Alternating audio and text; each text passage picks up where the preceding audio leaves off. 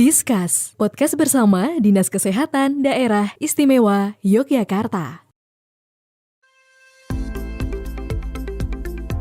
World Malaria Report 2015 menyebutkan bahwa malaria telah menyerang 106 negara di dunia dan lama menjadi salah satu penyebab kematian tertinggi di dunia, tidak terkecuali di Indonesia. Apa penyebab terjadinya malaria? Dan juga apa gejala penyakit malaria? Upaya apa yang dapat dilakukan oleh pemerintah dalam pengendalian malaria di Indonesia?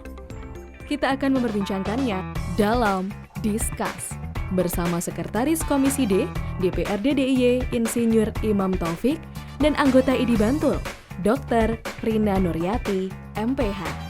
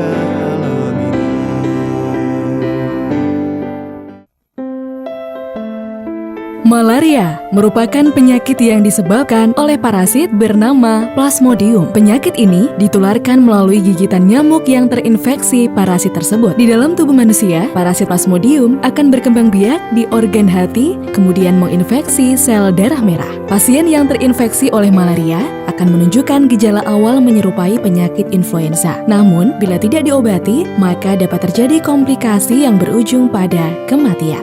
Penyakit ini paling banyak terjadi di daerah tropis dan subtropis, di mana parasit Plasmodium dapat berkembang baik.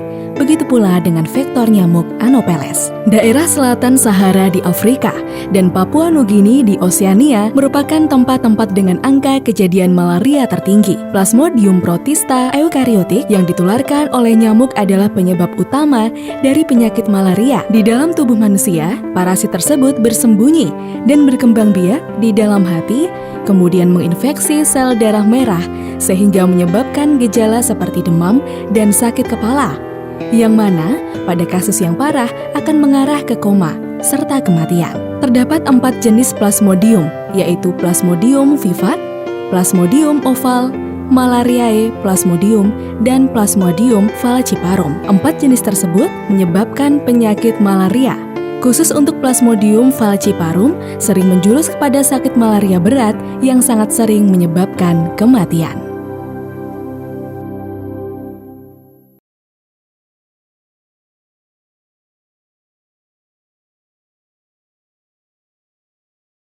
Assalamualaikum warahmatullahi wabarakatuh. Salam sejahtera, salam sehat Sobat Sehat. Bagaimana kabar Anda di hari ini?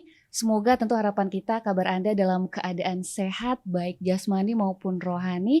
Dan tentu yang namanya kesehatan ini perlu untuk kita upayakan ya Sobat Sehat ya. Tidak bisa kita berdiam diri kemudian tiba-tiba sehat, tapi harus kita upayakan juga. Dan salah satu upaya yang bisa untuk kita lakukan adalah meningkatkan kesadaran diri kita, masing-masing dari kita terkait dengan berbagai jenis permasalahan kesehatan. Dan salah satunya nih Sobat Sehat yang perlu juga untuk kita ketahui, mungkin kalau Anda di Yogyakarta atau mungkin di Indonesia, karena kasusnya juga sering kita dengar begitu ya. Ini ada terkait dengan penyakit malaria. Kalau dari Report World Malaria tahun 2015 yang kami lansir, ini malaria sudah menyerang 106 negara Sobat Sehat dan menjadi salah satu penyebab kematian yang tertinggi di dunia dan tidak terkecuali juga di Indonesia. Jadi ini juga menjadi PR untuk kita Sobat Sehat.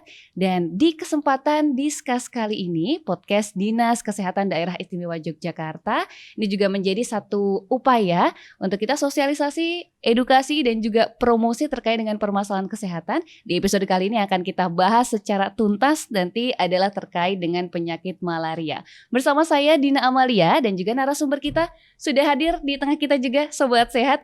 Ada Bapak Insinyur Imam Taufik selaku Sekretaris Komisi D DPRD DIY. Assalamualaikum warahmatullahi wabarakatuh. Waalaikumsalam Mbak Dina, salam sehat selalu. Salam sehat-sehat ya Pak ya. Insya Allah. Insya Allah. Itu yang sehat itu.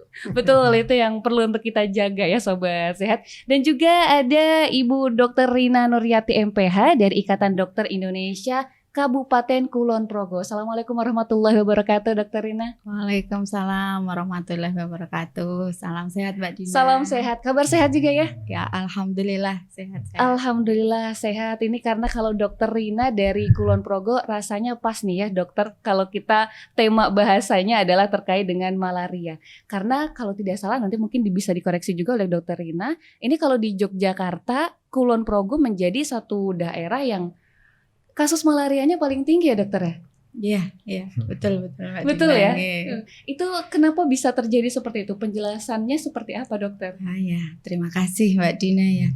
Ya, malaria sebenarnya bukan penyakit baru ya. Jadi penyakit yang sudah lama dan mungkin masyarakat juga sudah familiar dengan malaria ya. Tapi akhir-akhir ini memang kasusnya sudah jarang.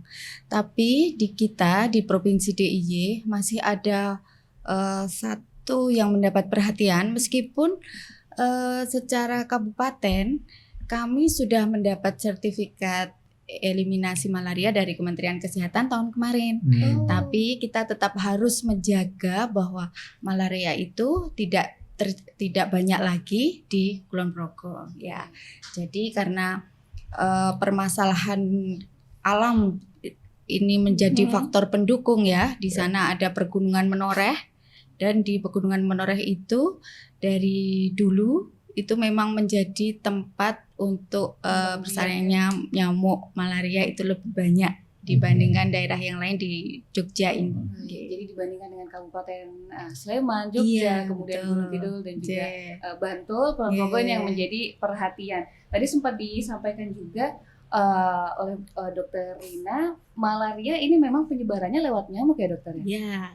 Seperti apa itu dokter? Ya, nyamuk. Jadi nyamuknya juga tidak sembarang nyamuk ya. Nggak semua nyamuk ya? Iya, semua nyamuk ya. Ini nyamuk Anopheles yang betina, yang jantan enggak. Ya, jadi pilih-pilih juga dia. Ya. Yang jantan enggak ya Pak? Yang betina, Dan nyamuk ini berkebalikan dengan nyamuk berdemam berdarah yang selama ini kita kenal kalau dia beraktivitas banyak menularkan di siang hari ya. Tapi nyamuk ini banyak di malam hari dia beraktivitasnya. Jadi nanti terkait pencegahan dan pengendalian terutama nanti kita harus fokus untuk aktivitas-aktivitas yang terutama dikerjakan di malam hari. Ya, itu biar nanti dalam upayanya bisa mencapai tujuan yang kita inginkan. Baik. Tapi kalau kita sebagai orang awam nih dokter membedakan antara nyamuk malaria kemudian juga nyamuk-nyamuk lainnya, karena kalau penyakit kayaknya banyak ya Pak Imam dan juga dokternya yang penyebarannya ini lewat Betul, nyamuk. betul, Nah, betul. kita sebagai orang awam gini bisa atau tidak sih dokter membedakan ya yang mana yang nyamuk A, yang mana nyamuk malaria misalnya? Iya, iya. Beda, bisa dari wujudnya, tapi mungkin karena nyamuknya kecil Kecil ya, Hmm. kecil. Jadi terutama nyamuk Anopheles itu juga bermacam-macam spesies ya. Jadi tidak hanya saja, tapi dia ada Anopheles babalabacensis, maculatus, banyak sekali, dan itu nanti terutama mereka beraktivitas di malam hari ya, terutama di situ. Kemudian tempat-tempat perindukan juga harus kita lihat. Jadi tempat-tempat perindukan dia biasanya di genangan-genangan air juga yang ada di lingkungan kita. Misalnya ada tempat kolam atau penampungan air yang seperti itu. Tapi dia tidak harus seperti demam berdarah, tidak harus yang tidak berhubungan dengan tanah ya. Kalau demam berdarah dia malah kebanyakan dengan tanah. Jadi di sungai-sungai yang tidak mengalir seperti itu mereka akan banyak berkembang biak. Oh, baik-baik. Tapi kalau dari jenis nyamuknya sendiri berarti dengan mata telanjang mungkin agak susah begitu ya dokter ya? Karena kadang-kadang udah ada ini kalau takutnya kadung gigit kemudian kita justru malah liatin terus ya dokter ya. Baik-baik. Kalau dari Pak Imam sendiri tadi di awal juga sudah disampaikan kalau memang di Yogyakarta ternyata masih ada PR ya Pak ya terkait dengan penanganan malaria ini termasuk di daerah Kulon Progo. Seperti apa Pak kalau selama ini, karena tadi malaria juga PR yang sudah cukup lama. Nah, perhatiannya sudah sejauh mana nih Pak? Ya, saya kira kalau kita di DPRD di Komisi D, ini kan perhatian kita yang paling utama kan di sisi anggaran. Jadi sepanjang kebutuhan anggaran itu memerlukan backup dari kita secara optimal terkait dengan penanganan kasus, tentu kita akan berikan support yang maksimal. Tapi sejauh ini memang untuk isu-isu yang terkait dengan malaria itu memang isu yang tidak begitu populer di pembahasan Komisi D itu begitu. Dulu berbeda ya dengan ketika COVID-19 itu memang kita sangat intan ya bicara soal kebutuhannya bagaimana, kebutuhan ikan itu. Nah ini berbeda dengan malaria karena kita menganggap di teman-teman Komisi D itu malaria itu sudah selesai gitu. Jadi kurang populer karena dikira sudah selesai. Dikira sudah selesai. Ya, itu kan penyakit waktu kita masih kecil ya, masih anak-anak gitu. Dan saya ini baca, ternyata masih ada di Kulon Progo. Betul. Dan saya pikir ya itu tidak perlu backup secara khusus ya dari DPRD DIY gitu ya. Terlebih anggarannya, karena saya kira teman-teman di Dinkes di Kulon Progo punya kapasitas untuk merampungkan kalau ada masalah-masalah yang terkait dengan urusan malaria. Ya kalau misalnya di tingkat kabupaten cukup ya Pak. Iya, tapi kalau kabupaten yang merasa kewalahan lah ini baru mungkin kita komunikasi ya Komisi dengan Dinas Kesehatan DIY untuk bagaimana agar support apanya yang diperlukan dari DIY tentang itu penanganan kasus di Kulon Progo khususnya ya. Karena selama ini kan saya lihat dibaca juga di Kulon Progo aja tuh yang muncul di kota Kuning itu Sleman, Bantul. Terus sekali lagi bagian dari pencegahan sekiranya penting ya untuk kita berikan prioritas ya isi anggarannya. Termasuk siang hari ini kan kita kalau di daerah podcast mungkin orang sudah lupa dengan malaria gitu. Iya, saya ingat dulu juga kalau waktu masih sekolah ya dokter ya, ingat malaria obatnya kina gitu ya.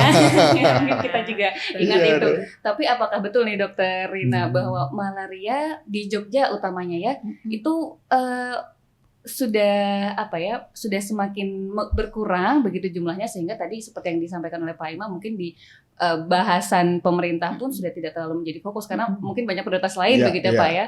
Gimana nih dokter? Terima kasih.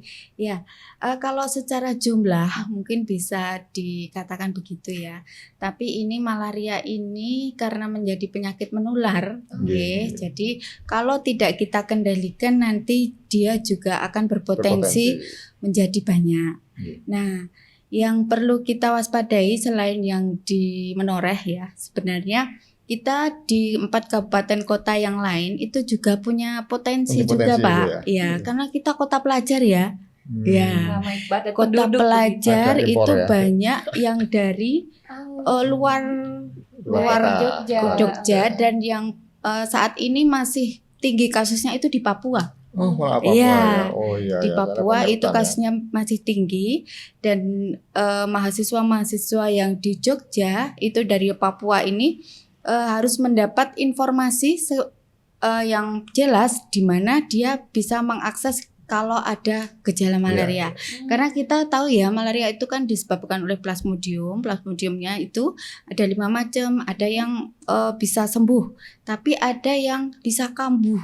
Nah, jadi meskipun sudah sembuh, besok kalau yang vivax ya terutama ya, yang plasmodium vivax, dia kalau kondisinya tidak fit begitu, nah ini bisa kambuh juga. Nah, ini yang kita juga harus waspada terutama untuk mahasiswa-mahasiswa ini Pak. Nah, ini jadi harus tetap kita jaga biar Jogja ini tetap bebas dari malaria. Amin. Ya. Itu yang kita Oke, harapkan ya. ya. Semoga kalau sekarang trennya secara jumlah menurun, Iya. semoga bisa lekas menurun, semakin menurun dan bisa Habis. habis Eliminasi ya.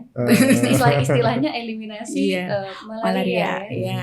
Itu kalau di Jogja berarti semuanya sudah eliminasi. Sudah, Oke, ya. alhamdulillah. Ya baik. Jadi ini juga satu prestasi juga ya Sobat Sehat kalau kita sebagai Ya, orang masih Jogja. kita punya PR. Nah, ini Kita dia. masih punya PR loh Pak. Oh iya. Kenapa tuh? Betul. Eliminasi provinsi Pak. Oh. Mau didukung Pak ya. Oh, Siap. Ya, iya, jadi betul. 5 kabupaten kota itu semua sudah mendapat sertifikat. Nah, ini Secara kita mau kabupaten. mau Hmm. provinsi mau eliminasi juga. Ya, karena provinsi juga harus eliminasi. Jadi Ya. itu yang sekarang masih proses tetap Iya. ya. Yang dibutuhkan apa saja nih? Ini sekalian ya supaya supaya bisa mendengar juga ya.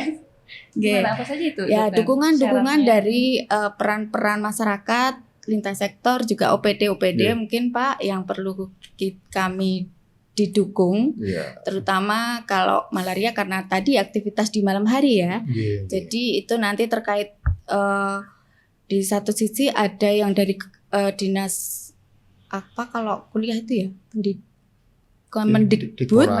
ya, Dipora. ya itu nanti Dipora itu kalau ada yang dari tadi pelajar-pelajar atau mahasiswa dari luar untuk segera melaporkan kalau ada gejala, kemudian kegiatan-kegiatan budaya ya karena Jogja ini istimewa ya, Iya. banyak kegiatan budaya dan kegiatan budaya ini terutama yang dilakukan di Pegunungan Menoreh Pak. Itu di malam itu juga cukup banyak. Berpotensi, ya. Nah, itu kita tidak mencegah tidak dilakukan di sana, tetapi kita mencegah kalau ke sana pakai repelen. Nah, biar tidak tergigit nyamuk. Ya, jadi nggak apa-apa. Kayak hutan gitu ya. Kemudian di Dinas Pariwisata Pak, kita juga didukung Pak. Iya, Jadi Dinas Pariwisata di Menoreh itu sekarang banyak apa ya penginapan ya karena wisata destinasi wisata di sana makin banyak. Iya, Ada iya, yang kemah-kemah itu juga. Nah, itu juga nanti disosialisasikan Iya, ke para wisatawan yang menginap terutama nggih, itu juga untuk selalu memakai repelen atau memakai kalau nginep di sana pakai kelambu. Di sana Kelambu, ada ya. disiapkan kelambu. Jadi sudah disiapkan khusus Nggih, hal ini.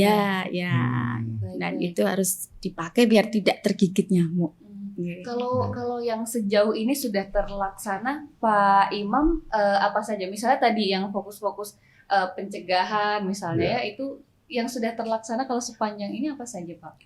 Ya saya kira kita di Komisi D itu kan yang pertama selalu mensupport ya apa menjadi kebutuhan, apa yang dipersoalan yang ada di Dinas Kesehatan. Karena kita kan bermitra ya. Cuma kan yang paling ngerti situasi di lapangannya itu kan teman-teman dinas karena mereka punya tangan sampai dinas kabupaten, bahkan sampai ke puskesmas, sampai kader gitu. Kalau kita kan tidak mungkin ya. Sebenarnya ya sifatnya ya apa personal nantinya kalau kita kebetulan ketemu di sana baru kita. Tapi secara umum bahwa bagaimana kita dorong ya dinas untuk melakukan assessment ya kebutuhan yang terkait dengan penanganan malaria ini sebaik-baiknya sehingga tadi sekalipun kabupaten kota sudah masuk ke sertifikasi eliminasi ya. Tadi naik ke provinsinya saya kira ini saya baru tahu sekarang ini. Alhamdulillah ya. Jadi perlu kita Iya, nanti kita ketemu dengan Bu Mbak Yun, Bu Kepala Dinas untuk mendiskusikan soal ini, kita kebutuhannya apa sih untuk sampai ke sananya itu. Nah, karena memang harus bersinergi ya sobat sehat ya. Oh, Tidak iya. bisa dari Apalagi gini Mbak, jadi dinas bidang kesehatan itu kan termasuk bidang yang anggarannya itu harus dipenuhi mandatari ya, mandatari apa namanya gitu ya. Artinya dari APBD itu minimal 10%, minimal 10% wajib. Ya. Cuma di sana masih ada komponen ya belanja pegawai. Kalau 10% semuanya untuk bidang kesehatan ya banyak itu. Jadi sebetulnya dari pemerintah sendiri sudah ada anggaran yang fokus alokasi dana khusus begitu ya untuk di bidang kesehatan. Yang harapannya juga nanti ini bisa digunakan juga ya untuk pemberantasan malaria karena tadi jadi pengguna silakan gitu ya. Artinya kan kebutuhannya paling ngerti kan teman-teman di dinas ya, gitu. Tentu mereka koordinasi ya dengan dinas kabupaten dan seterusnya. Artinya kalau diperlukan ya anggaran DPR, dari ACC gitu iya, kalau anggaran diperlukan backup anggaran dari DIY saya kira kita tidak pernah membatasi, bahkan kita dorong berapa butuhnya kita sediakan. Baik, ini kabar baik juga ya dari koordinasi pemerintah daerah kita, kemudian juga dari dinas kesehatan, dari tenaga medis juga, dan semoga dari masyarakat ini juga turut membantu ya, karena kalau masyarakatnya belum paham begitu ya dokter dan juga Pak Imam terkait dengan permasalahan kesehatan termasuk juga malaria, ini juga yang di target yang tadi diharapkan kasusnya 0 begitu ya, bisa tidak ada kematian lagi, ini jadi tidak bisa terwujud. Nah kalau untuk masyarakat terkait dengan malaria yang seharusnya diketahui oleh masyarakat ini kan gejala-gejalanya ya dok ya. Kadang-kadang kita juga keliru begitu atau abai menganggap remeh begitu gejala-gejala malaria ini. Gejalanya sebetulnya apa saja, dokter? Terima kasih Mbak. Ya, jadi kalau kita merunut yang di Kulon Progo Pak, soalnya yang di kabupaten lain kan sudah tidak ada kasusnya ya. Jadi Kulon Progo itu sebenarnya kasusnya juga sudah mulai turun, Tapi ini di angka berapa Bu kalau boleh tahu tahun ini atau tahun kemarin tahun kemarin itu dibanding tahun sebelumnya memang meningkat tapi dibanding yang dulu itu sudah banyak turun kemarin ada 100 kemarin. Kalau tahun sebelumnya? Sebelumnya 20. Jadi meningkat cukup banyak. Nah, itu masyarakat itu sudah lupa. Sudah lupa gejala malaria kan sudah lama tidak ada malaria. Jadi biasanya ada datang itu dari luar, misalnya ada TNI tugas dari Papua atau ini, kemudian kita cek dan kita obati sudah. Nah itu kan masyarakat sudah tidak sakit pas itu ya. Jadi masyarakat ini sudah tidak aware lagi dengan malaria. Nah, sudah merasa aman merasa aman. Nah, yang kemarin itu ya karena kasusnya cukup banyak, jadi gejala-gejala itu di daerah yang endemis istilahnya ya, itu sudah tidak khas, kadang tidak khas. Kalau di teori dulu ada demam, menggigil dan periodik ya demamnya itu. Tapi kalau sekarang itu sudah jarang yang seperti itu, karena imunitas masyarakat sudah tinggi untuk malaria. Jadi gejalanya itu kadang seperti sakit flu biasa, pegel-pegel, demam memang ada yang demam, kemudian pegel linu, dikiranya cuma capek ya. Apalagi kalau orang desa ya capek ke kebun, di kebun merumput itu sudah hal biasa, kemudian periksa kok tidak sembuh-sembuh juga. Nah, baru dicek ternyata malaria. Nah, dan obat untuk malaria itu kan tidak bisa diobati selain obat anti malaria ya. Jadi kalau tidak kita temukan itu juga nanti tidak sembuh-sembuh. dan ini nanti berpotensi untuk menular ke yang lain. Jadi bagaimana kita juga mengingatkan masyarakat. Jadi terutama yang ada riwayat bepergian dari daerah endemis atau di wilayah yang banyak kasus, habis banyak kasus, kalau ada keluhan segera ke fasilitas terdekat. Baik, Ya. jadi kalau sekarang untuk pengetahuan kita bersama, kalau di Indonesia yang paling banyak kasus malaria ini saat ini masih dari Papua, ya, masih dari Papua, kemudian daerah-daerah timur begitu ya, timur Indonesia ya dokter ya. Nah ini juga menjadi salah satu cara pencegahan juga ya Pak Imam dan juga Dokter Rina.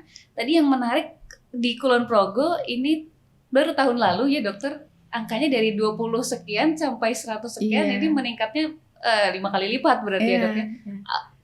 Analisisnya menurut analisis apa yang membuat tadi ini? Awal-awalnya itu masyarakat ini ya dikiranya sakit biasa. Jadi periksa tidak tahu kalau itu malaria. Minum obat sembuh, enakan ya, nggak sembuh ya karena belum dikasih obat anti malaria ya. Jadi itu sudah terus ada nyamuknya. Nah, kan masih ada nyamuk di sana. Terus jadi menular ke yang lain. Nah, jadi gejalanya yang muncul itu selain demam bisa sakit kepala, biasanya sakit kepala nggak sembuh-sembuh sakit, kemudian ada mual, muntah, diare juga bisa. Nah, ini kadang kan samar dengan penyakit yang umumnya dialami masyarakat ya. Nah, ini kadang terlewat yang seperti itu.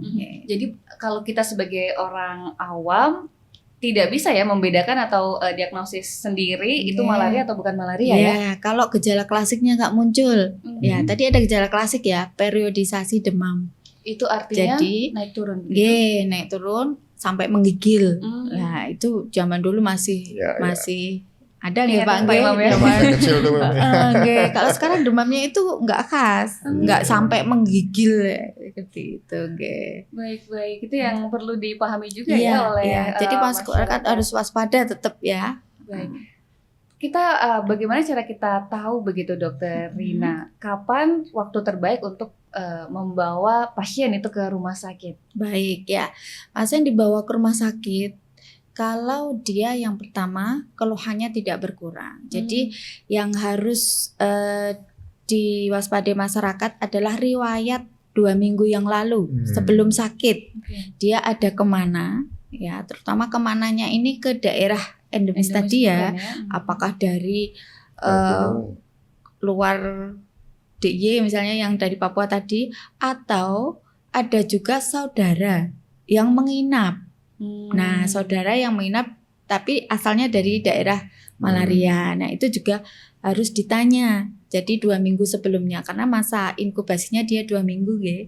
Jadi 2 minggu sebelumnya harus ditanya apakah ada riwayat perjalanan atau saudara atau kerabat yang menginap. Nah, kemarin itu yang tahun kemarin ini kita agak terlewat Pak karena waktu itu masih COVID ya. Itu ditanya masyarakat itu tidak kemana-mana ya. Jadi terus tapi kok bisa gitu ya? Ada tahu enggak? Nah seperti itu. Nah jadi terlewat karena masyarakat takut kemarin waktu COVID Ini dari mana? Enggak kemana-mana ya udah. Belum ditanya sudah jawab dia enggak kemana-mana. Padahal sebetulnya itu informasi penting. Kalau malaria malah harus kemana-mana biar tahu riwayatnya. Memang harus ada tadi ya riwayat perjalanannya kemana. Tapi memang kalau di Kulon Progo sendiri atau di Indonesia begitu ya, kasus malaria ini apa istilahnya ya dok ya? Tidak ada yang kasus lokal ya dari Kulon Progo sendiri begitu ya? Atau memang harus pasti kiriman begitu dari daerah endemis? Nah ya itu yang masih menjadi tantangan kita ya. Jadi untuk di wilayah Kulon Progo masih ada kasus lokal atau indigenous ya, itu terakhir tahun kemarin, yang mudah-mudahan tahun ini nggak ada lagi ya Pak. Karena kalau ada 3 tahun berturut-turut bisa dicabut itu Pak. Gitu ya? Iya, jadi harus bersih 3 tahun berturut-turut. Kalau import boleh, tapi nggak boleh nyebar-nyebar. Jadi kalau ada kasus lokal yang tidak bisa ditangani segera dan nanti menjadi menular kan nanti jadi kejadian luar biasa ya, itu nanti bisa dicabut sertifikatnya sama Kementerian Kesehatan. Baik. Ya. Semoga mudah-mudahan tahun ini Iya. tidak ada ya. tahun ini dan berarti 2 tahun selanjutnya ya. Iya, Belum betul. ada ya, nggak ada yang meninggal gitu ya dari Ada Pak, satu Satu orang. dari Ya. tahun lalu itu berarti Ya, data tahun lalu. tahun lalu. Baik, ternyata memang masih panjang ya PR kita ini Betul, untuk betul. penanganan malaria Pak Imam dan juga Dokter Rina dan juga Sobat Sehat. Nanti akan kita lanjutkan bagaimana cara pencegahan terbaiknya baik dari kita masyarakat, kemudian juga dari pemerintah dan juga dari tenaga medis barangkali ya, dari Dinas Baik. Kesehatan. Ini apa yang bisa kita lakukan, tapi kita akan jeda terlebih dahulu untuk melihat tayangan terkait dengan data malaria di Indonesia.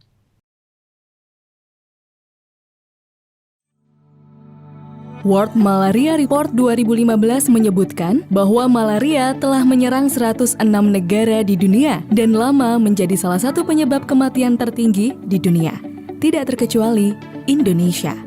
Menurut data Kementerian Kesehatan, total kasus malaria di Indonesia mencapai 94.610 kasus pada 2021. Kasus malaria pada 2021 turun 58,2% dibandingkan pada tahun sebelumnya yang mencapai 226.364 kasus. Jika dilihat trennya, sejak 2018, kasus malaria yang terjadi di Indonesia cenderung menurun. Meskipun demikian, kasus malaria sempat meningkat pada tahun 2019 mencapai 250.628 kasus. Kemudian, kasusnya menurun pada 2020 dan kembali menurun pada 2021.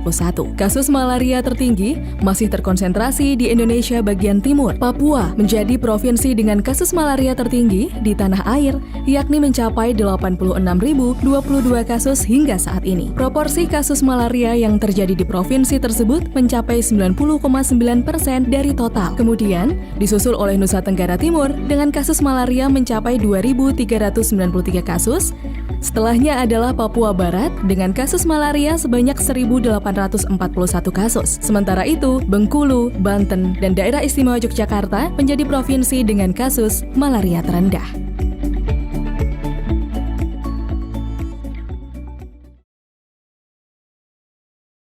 Terima kasih Sobat Sehat, Anda masih bersama kami dan kita juga masih akan melanjutkan perbincangan terkait dengan malaria. Kita kembalikan lagi ya kesadaran kita Sobat Sehat terkait dengan malaria, karena ini kalau boleh pengakuan ya Pak Imam, memang kalau kita sebagai masyarakat malaria ini ya masa lalu gitu ya, tapi ternyata di masa sekarang juga masih ada PR-nya nih ya Sobat Sehat. Nah ini harus kita kembalikan lagi semangat kita untuk mengatasi malaria, karena tidak bisa dari pemerintah ataupun dari tenaga medis sendiri, harus kita sebagai masyarakat yang juga sadar begitu ya dan bisa mengurangi angka malaria ini. Sebelum nanti kita lanjutkan ke Dokter Rina ya terkait dengan tadi gejala, kemudian juga kira-kira dampaknya seperti apa. Ini juga kami sapa Sobat Sehat yang juga sudah bergabung untuk bertanya terkait dengan malaria. Nah ini pertanyaannya ke Pak Imam nih, Pak Imam. Dari sahabat kita, sahabat Nisa, pertanyaannya bagaimana pemerintah menjadikan hal ini atau malaria ini bisa fokus kembali? Ya biasanya ya, satu gerakan, satu kegiatan itu berawal dari sesuatu yang memang menarik untuk diperhatikan. Umumnya ya, kalau tidak ada ledakan, ya, artinya ada sesuatu yang memang menghebohkan, ya, itu belum menjadikan fokus. Gitu. Tapi begitu ada sesuatu yang itu menarik perhatian, itu saya kira nanti pemerintah dengan sendirinya akan fokus, turun tangan, mengerahkan segala SDM ataupun anggarannya untuk mengatasi itu. Tapi yang paling pokok saya kira kita fokusnya pada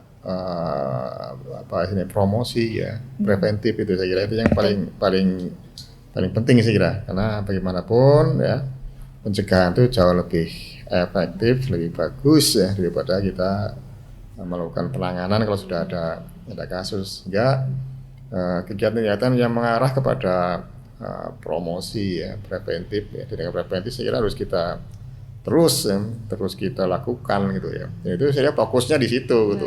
Jadi kalau ada masalah, ada kasus, nah nanti tergantung sejauh mana tingkat Keparahannya. keseriusan kasusnya itu. Kalau biasanya ya cuma 2 orang, 20 orang mungkin teman-teman kelompok masih mampu ya. Tapi kalau udah sampai ratusan gitu ya, itu saya kira ya otomatis pemerintah DIY akan menengok melihat gitu apa yang perlu diturunkan dari sini gitu. Jadi mencegah lebih baik daripada mengobati ya. Saya kira begitu ya, pencegahan itu jauh lebih efektif dan lebih bagus ya. Ini yang kita sepakat, sehingga tadi upaya untuk pencegahan ini yang digalakan ya Dokter Rina ya. Sebelum tadi pertanyaan terakhir mungkin dari tadi Dokter Imam, Pak Imam kepada Dokter Rina, ini terkait dengan kasus kematian. Kalau kasus kematian saat ini di Kulon Progo tahun lalu satu orang ya. Tapi memang mungkin bisa dijelaskan juga Dokter Rina, bagaimana malaria ini bisa menyebabkan sampai kematian begitu ya kalau kritis. Ya, baik ya. Terima kasih. Ya, jadi malaria itu kadang tadi ya kita sudah lupa ya, terlewat. Tapi sebenarnya kalau terlambat penanganannya itu bisa menjadi gawat dan bisa mengancam nyawa juga. Ya, jadi kita kemarin ada agak keterlambatan dalam mendiagnosa. Jadi karena tadi kasusnya sudah lama tidak ketemu Pak kami aja yang di Kulon Progo sudah lama. Kaget ya kalau ada lagi gitu ya. Nah, ini kok ada dan ternyata ini jenisnya ini yang sampai ke otak ya. Jadi plasmodiumnya itu menyerang sampai otak, akhirnya kejang-kejang dan sampai meninggal. Nah, ini kita yang tidak mau terjadi lagi yang seperti ini, keterlambatan dalam penanganan Nah, ini karena nanti akan berakibat mengancam jiwa tadi ya. Tapi kalau normalnya ini gejala yang dirasakan oleh penderita malaria, ini menyerangnya bagian tubuh mana nih, Dokter? Ya. Jadi malaria itu plasmodiumnya itu ada di dalam darah. Jadi dia akan memecah sel darah merah. Akhirnya bisa terjadi anemia karena sel darah merahnya pecah ya. Nah, terus jadi infeksi, kemudian kalau sudah darah merahnya banyak yang pecah, dia ada di liver ya, livernya bisa membesar, telinganya membesar. Nah, ini nanti akan berakibat juga bisa sampai ke ginjal juga. Nah, yang paling parah tadi yang paling parah kalau dia sampai menyerang ke otak tadi ya. Jadi sampai kesadarannya menurun, akhirnya bisa mengancam nyawa. Nah, ini yang harus kita waspadai juga untuk kasus malaria. Nah, ini yang seperti itu biasanya plasmodiumnya jenisnya yang falciparum yang sampai mengancam nyawa itu. Nah, yang di Kulon Progo itu ada 2 jenis ya, ada 2 jenis, yang satu plasmodium falciparum, yang kedua itu vivax. Nah, kalau vivax agak berbeda ya tampilannya penampakannya. Ya, kalau vivax biasanya dia tidak terlalu sampai berat, cuma ada permasalahannya, dia sering kambuh. Nah, jadi sering kambuh itu dalam jangka waktu kira-kira berapa? Tidak ada batasan. Gitu. Sampai selamanya bisa, karena dia ada yang namanya sporozoit itu kalau kondisinya badan sudah sehat, sudah fit, dia bisa bersembunyi di hati. Ya, jadi sewaktu-waktu tadi kondisinya turun, dia bisa keluar lagi dari hati dan memecah sel darah merah lagi dan infeksi. Baru lagi meskipun tidak ada nyamuk. Nah, kalau ada nyamuk dia bisa menularkan ke orang lain. Tapi kalau tidak dia ya kambuh saja kan. Nah, ini juga berpotensi juga kan nanti bisa menular karena masih ada nyamuknya tadi.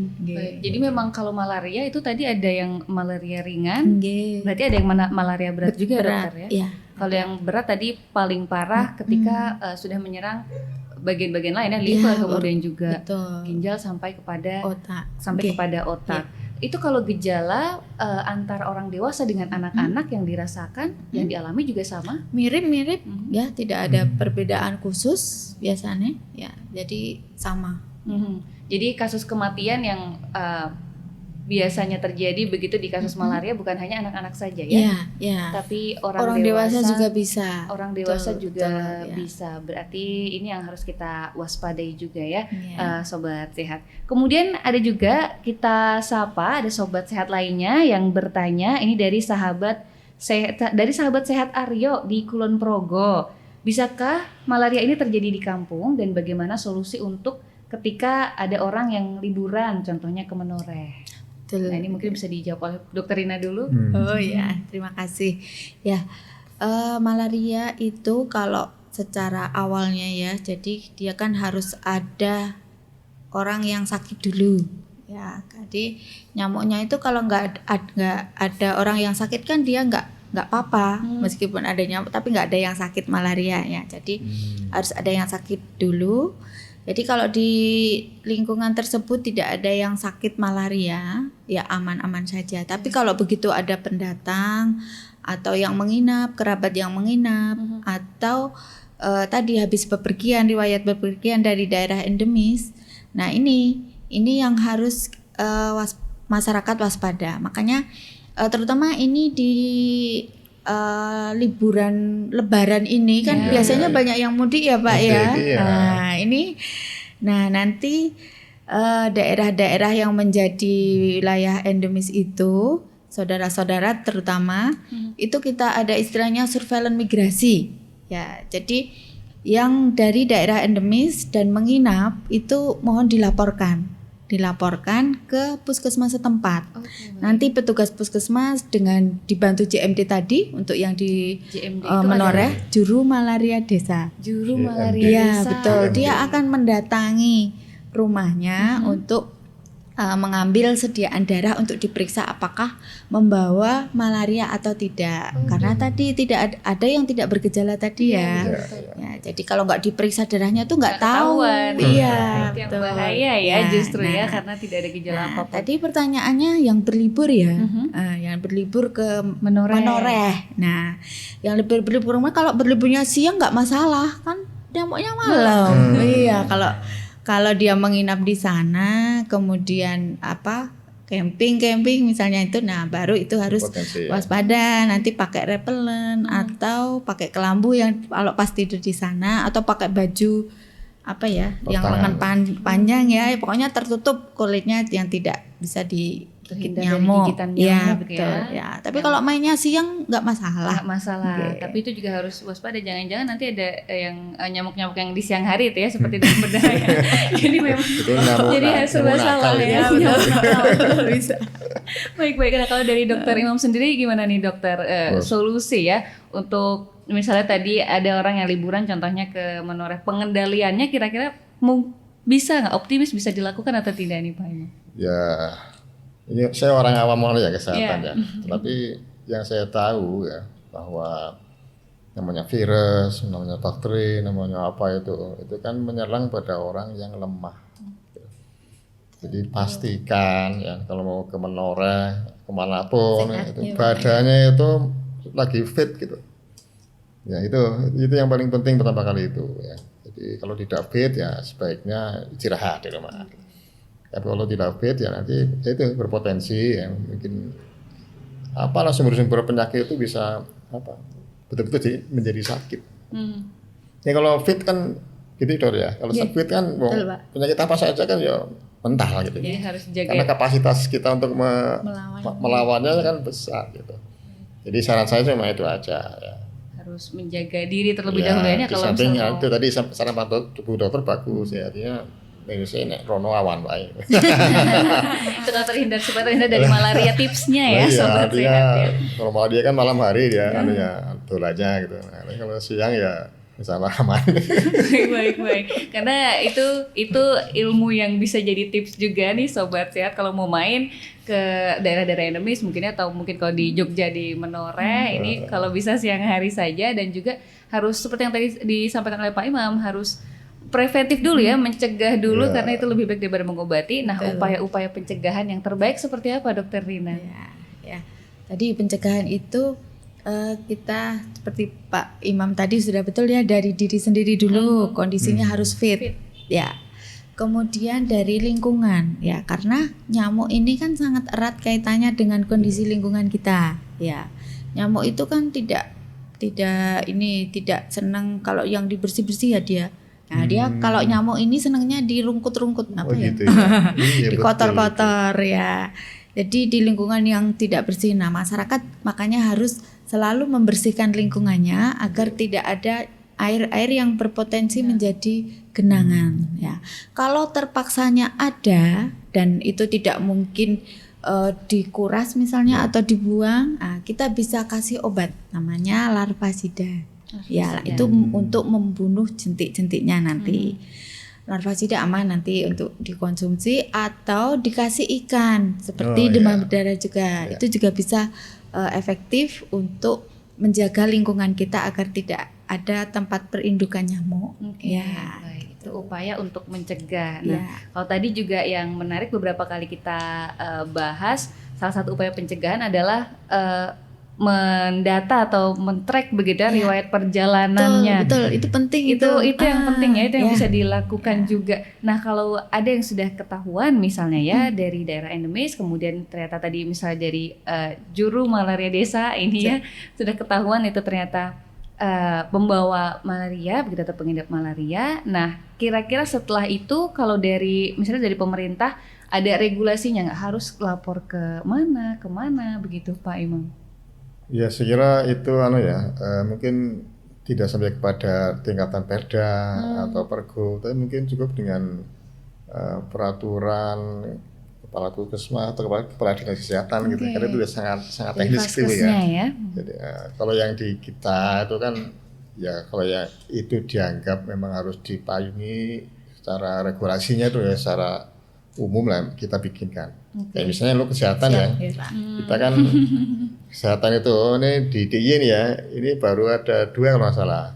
Pertama perda tentang kesehatan jiwa, yang kedua tentang HIV AIDS. Nah itu 2 itu memang sudah ada perdanya. Kalau yang lain bahkan perda kesehatan ini belum ada gitu. Tapi yang AIDS sama yang jiwa itu sudah baru itu sama ya? COVID-19. Sama COVID, Di 3 tuh. Baik. Jadi kalau tadi itu urusannya ke kepala puskesmas masing-masing daerahnya itu bisa langsung atau dinas kesehatan kira kalau ada surat surat keputusan atau apa ya dari atau peraturan apa gitu ya yang produknya itu dari dinas gitu. Baik. Kalau selama ini seperti apa tahapnya ya, Dokter Rina ya? Kalau ada yang misalnya terkena itu apakah memang harus lapor ke puskesmas? Ya, betul ya. Jadi kalau ada yang tadi misalnya terdeteksi yang sakit, harus segera melapor ke puskesmas dan biar nanti cepat mendapatkan penanganan ya. Karena tadi obatnya itu khusus ya, obat anti malaria. Dia tidak mati dengan antibiotik yang lain, harus dengan obat anti malaria.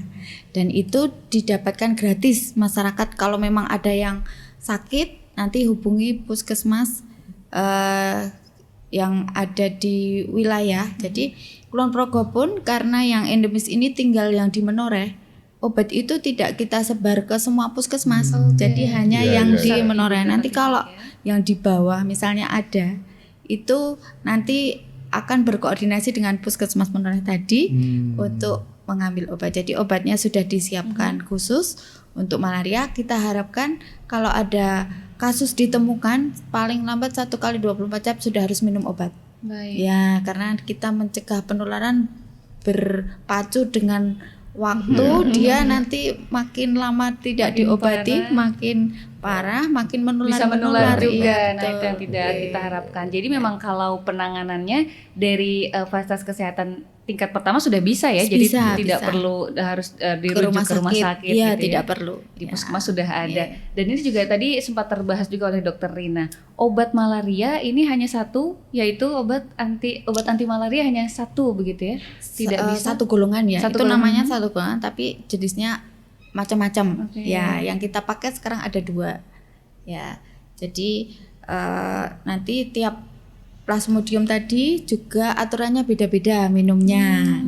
Jadi ada Primaquine, ada DHP namanya, dan itu nanti dosisnya berbeda-beda tergantung jenis plasmodiumnya apa. Baik. Ya. Nah, itu oleh Jadi karena itu harus ditentukan harus dulu periksa dulu sakitnya. ya. Iya, supaya harus bisa. ditentukan dulu. Jadi tidak boleh mengobati, saya kok gejalanya kayak malaria minta obat anti malaria, nggak bisa. Ya, kita harus dites dulu memang itu malaria, karena ini nanti untuk mencegah biar tidak terjadi kebal obat. Kebal Kita obat. repot kalau Iya. sudah kebal Iya, obat iya, seperti kloroquine kan sekarang sudah kebal ya. Masyarakat sudah dulu banyak mengkonsumsi kloroquine dan Jadi sekarang nggak mempan, ya sudah nggak mempan lagi. Nah, sekarang kalau mau minta obat anti malaria harus benar-benar dibuktikan dengan hasil laboratorium tadi memang dia malaria. Labnya lab khusus bisa ya? Bisa Pak, bisa ya. Jadi yang ngambil darah tadi JMD itu udah pinter-pinter ngambil darah. Nanti yang meriksa petugas puskesmas ya. Dia ngambil darah membuat apusan istilahnya. Nah itu nanti diperiksa puskesmas bisa. JMD itu tadi juru malaria desa, ini terdiri dari tenaga-tenaga medis di Kulon Progo atau seperti apa, Dok? Bukan tenaga medis, dia dari masyarakat. Relawan ya, relawan ya. Betul Pak. Ya. Kayak Relawan kader di posyandu. Kulon Progo. Iya betul ya. Jadi masyarakat awam istilahnya dia tidak harus berpendidikan kesehatan. Jadi malah masyarakat awam dia kerjanya malah 24 jam. Masya Allah. Karena mencari yang dari bepergian atau yang ada pendatang dia harus keliling-keliling itu. Oke, rasanya kalau di Jogja JMD berarti hanya ada di Kulon Progo ya Pak ya? Iya. Karena memang penanganannya butuhnya di Kulon Progo. Itu ada berapa kalau sekarang Ibu Dokter? Sekarang ada 88 rumahnya. 88. Ya, itu tersebar di wilayah Pegunungan Menoreh. Baik, jadi itu yang teman-teman yang membantu ya Iya, untuk bisa tadi betul. melacak. Wah kalau itu di stop, wah kita bisa meledak Kewalahan. lagi kasusnya ini Pak. Iya. Baik, jadi bisa kewalahan itu juga yang membantu supaya kita sebagai masyarakat tidak diagnosis mandiri ya. Tadi misalnya ini bukan malaria deh sepertinya ya, karena tidak ada Makanya itu perlu gejala-gejala ringan. para JMD itu harus dikasih apresiasi. Ya, setuju Pak. Iya. Sudah ada bayangan Pak Imam? Ya sudah dari laporan Bu dokter tadi udah sudah saya pahami ini kebutuhan di terima lapangannya kasih, itu saya kira. Wah perjuangan mereka Karena hebat. pekerjaannya cukup berat begitu ya, kan, Bu. biasanya karena mereka memang bertempat di wilayah Pak. Ya. Tapi ya itu tadi kerjaan 24 jam. Kalau ada yang datang malam kan lapor ke dia. Nah, dia besok paginya mendatangi rumahnya. Nah, jangan dibayangkan lokasinya seperti yang di kota sini ya. Kalau di sana rumahnya cuma di situ, itu kita bisa kelempusan sampai sana ya, bisa menggaya-menggaya. Cuma di situ itu. Tapi kalau di pegunungan kita capek kesananya ya. Itu udah kebayang. Kebayang ya Pak Imam ya Udah nanti. kebayang. Kadang nggak Apresiasinya terjangkau seperti apa? kendaraan juga sudah biasa mereka jalan kaki. Baik, Itu ini masih ada loh Kulon Progo yang Iya. Jogja ya, ini berarti kita bicara Jogja berarti. Iya, ada itu. jadi bayangan untuk kita juga ya Pak Imam dan juga sobat sehat bahwa Iya. ternyata memang upaya untuk pencegahan kemudian juga pengendalian malaria ini serius ya dilakukan oleh teman-teman dari Dinas Kesehatan. Baik, ini juga sudah ada sobat sehat lainnya yang bertanya. Ada dari Sobat Indah, ini untuk Ibu Bu Rina ya, untuk dokter, pengendalian yang dilakukan dari Vaskes apakah bekerja sama dengan pemerintah ataupun Dinkes, ini seperti apa kerjasamanya? Dari Vaskes ya, ya. Terima kasih. Jadi dari Vaskes itu kita ada Vaskes pertama, itu ada puskesmas, klinik, dan dokter praktik mandiri.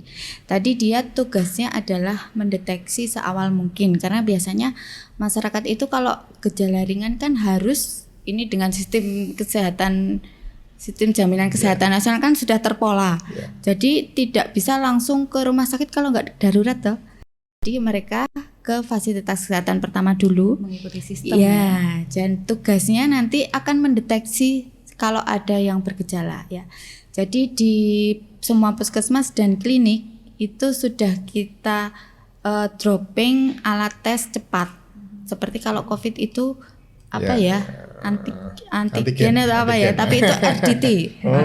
Gitu Rapid test diagnostik Oh, ya. baik. Jadi sudah kita silakan dipakai asal ada laporannya. Ya, jadi kita tidak menarik biaya dengan pemeriksaan itu dengan harapan nanti kita tidak terlewat kalau ada kasus ya, itu untuk yang di FKTP ya. Kemudian di rumah sakit rujukan. Jadi di rumah sakit juga seperti itu. Jadi yang karena kita masih banyak kasus itu di Menoreh, rumah sakit rujukannya kalau di Kulon Progo ada RSUD Wates dan rumah sakitnya Ageng Serang. Tapi rumah sakit swasta yang lain juga kita kondisikan karena kita tidak bisa menutup masyarakat harus periksa di situ ya. Sekarang kan masyarakat sudah ikut asal jaminannya BPJS sudah membuka rujukan ke sana, dia bisa mengakses. Jadi semua rumah sakit juga sudah kita beri alat tes juga, dan nanti harus tes itu kan tes cepat diketahui saat itu nggih, tapi kita harus mengkonfirmasi lagi dengan pemeriksaan mikroskop. Ya, tadi untuk menentukan apakah benar malaria atau tidak. Itu Jadi berapa lama kalau itu, Dok? Itu Hasilnya? Ya hasilnya nggak lama, paling ya sehari, maksudnya kalau jaga pagi paling nanti kan ngecatnya paling itu 2 jam. Kurang dari 24 jam ya, lah ya. kurang Ya. kurang dari 24 jam sudah bisa selesai ya. Baik. Jadi fasilitas kesehatan utamanya yang di Kulon Progo ini aksesnya sudah mudah begitu ya, baik dari tingkat pertama maupun rumah sakit rujukan dan semua sudah siap berarti ya. Kita rujukan lagi ada Pak. Jadi yang ke provinsi, Rumah Sakit Sarjito dan Rumah Sakit Akademik. Ya itu nanti kalau tidak bisa menangani rujukannya ke sana. Jadi Sarjito kan rujukan semuanya ya. Nah, itu juga sudah tersistem. Baik.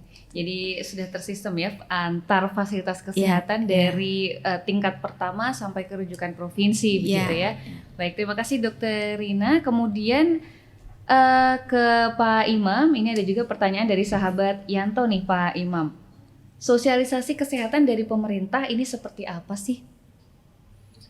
Ya, bentuk sosialisasi itu kan banyak. Jadi bisa lewat media televisi, kan di Jogja kan juga banyak TV lokal gitu ya. Betul. Bisa juga lewat media sosial yang lain gitu. Lewat Instagram, lewat Facebook, lewat podcast apa juga gitu. ya Pak ya? Podcast yang kita lakukan pada siang hari ini bagian dari sosialisasi gitu.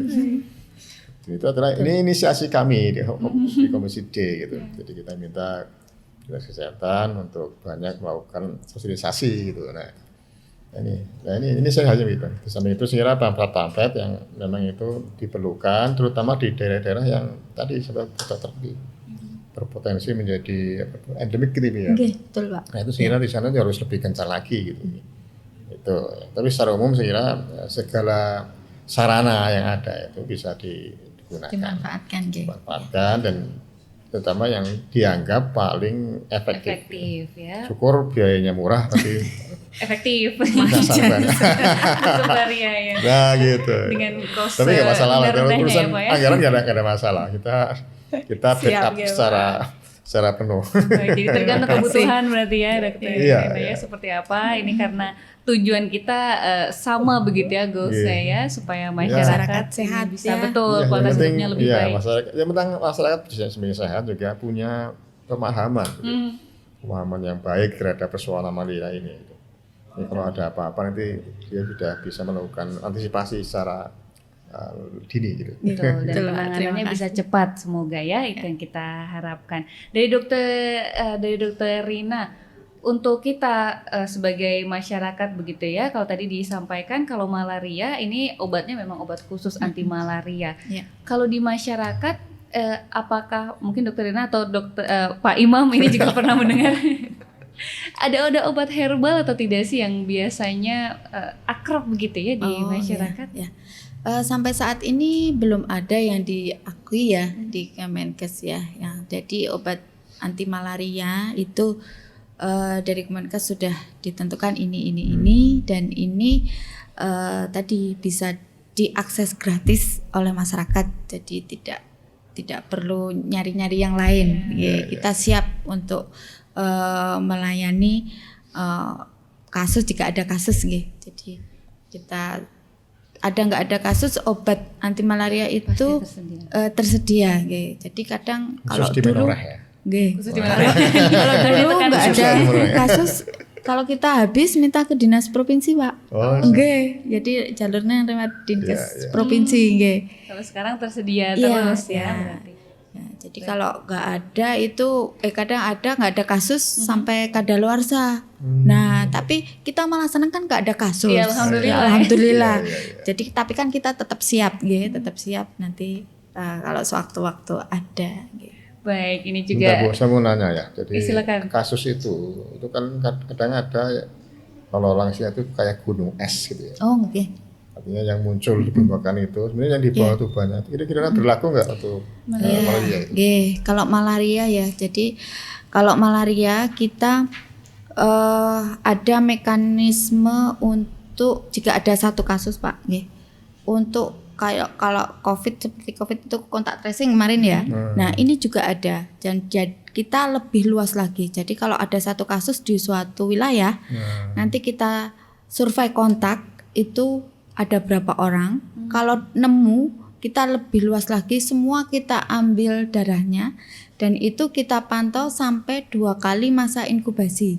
Jadi masa inkubasi tadi 2 minggu. Iya, iya, iya. Dipantau sampai 1 bulan, itu kita cek lagi kalau masih ada yang bergejala sampai ditemukan tidak ada yang bergejala. Jadi insya Allah untuk gunung es tadi tidak berlaku, nggih, Pak. malaria ya. Nggih.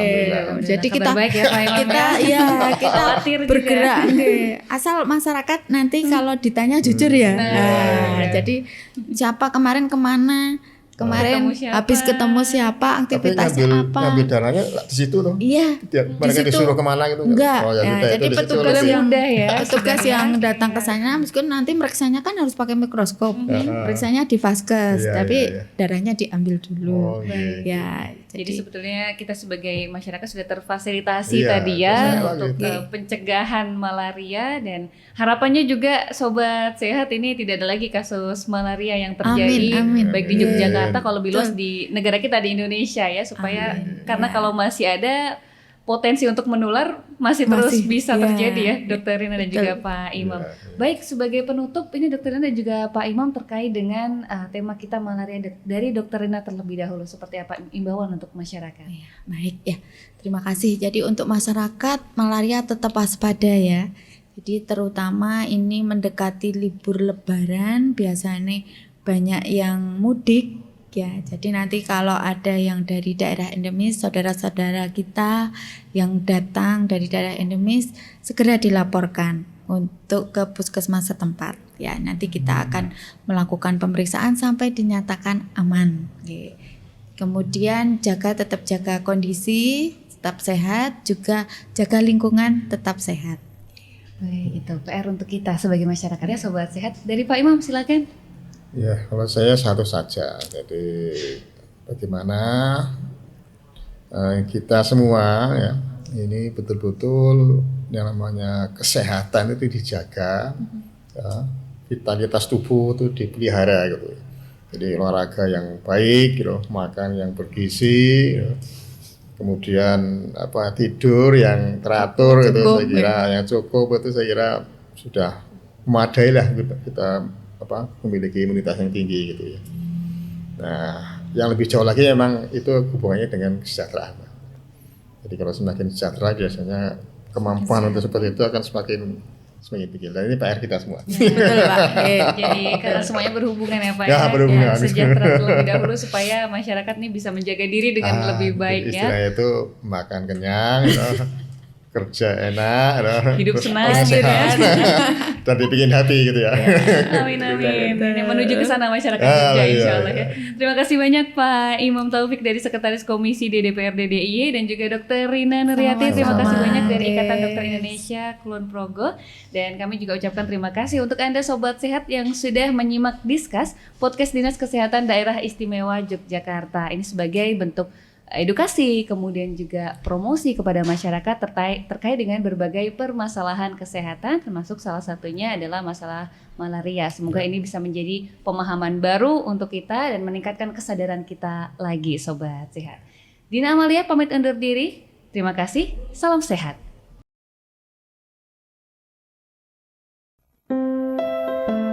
Sebagai upaya eliminasi penyakit malaria, Pemerintah melalui Kementerian Kesehatan yang tertuang dalam Permenkes nomor 22 tahun 2022 tentang penanggulangan penyakit malaria menyusun berbagai strategi, di antaranya akselerasi strategi yang dilakukan secara menyeluruh di wilayah endemis tinggi malaria, di antaranya Papua, Papua Barat, Maluku, Maluku Utara, dan NTT. Kegiatan tersebut yang dilakukan adalah kampanye kelambu anti nyamuk massal, penyemprotan dinding rumah di seluruh desa dengan api kurang lebih 40%, dan penemuan dini pengobatan.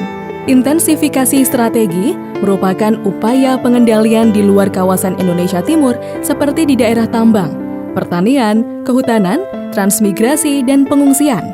Kegiatan yang dilakukan adalah pemberian kelambu anti nyamuk di daerah beresiko tinggi, penemuan dini pengobatan tepat, penyemprotan dinding rumah pada lokasi KLB malaria, dan penemuan kasus aktif. Eliminasi strategi dilakukan pada daerah endemis rendah. Kegiatan yang dilakukan adalah penemuan dini pengobatan tepat, penguatan surveillance migrasi, surveillance daerah yang rawan perindukan vektor atau reseptif, penemuan kasus aktif mass blood survey, dan penguatan rumah sakit rujukan. Langkah tersebut merupakan upaya untuk menurunkan angka kesakitan dan kematian akibat malaria, melindungi masyarakat dari penularan malaria, serta meningkatkan kualitas hidup penderita malaria dan mengurangi dampak sosial dan ekonomi akibat penyakit malaria pada individu, keluarga, dan masyarakat.